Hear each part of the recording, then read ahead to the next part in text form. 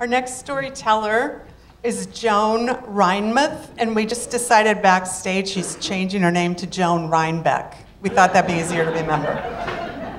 Joan says she's an aggressive progressive. She studied comedy with the pros and cons. And, this is probably the most helpful information, she has a degree in public nuisance. Welcome, Joan.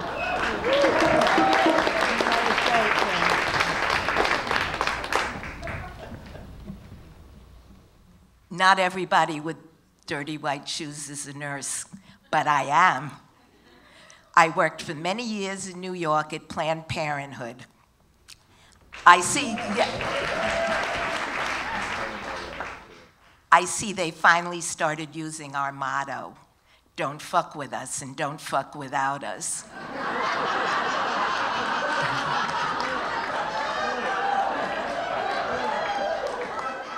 Don't fuck without us. So you know it's only a moment of time before we can take off these fakakta pink pussy hats.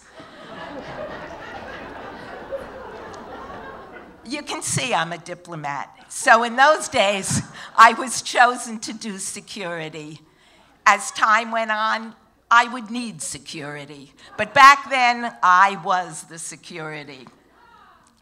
We were protecting the clinic from the blockaders, so-called Planned Parenthood, so-called right-to-lifers. These guys crowded in the clinic, made bogus appointments, carried huge signs. I mean, if these guys were really so damn right to life, don't you think they would blockade funerals?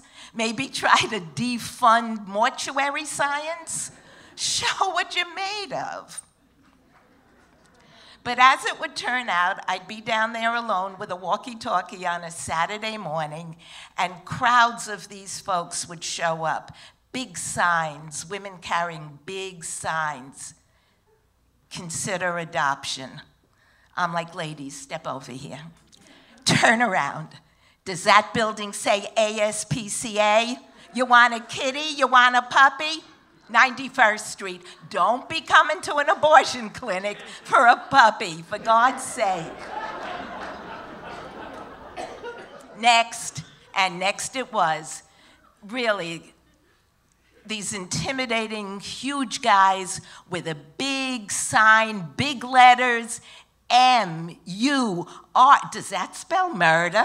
I'm like, guys, bring it a little closer. Wait, you said what? You said abortion is murder? Move in here, I want to talk to you. Well, I said, maybe it is, but it ain't a crime. There may be states where you have to wait 2 years for an abortion, but it's still legal. Jeez. So, after 30 glamorous years,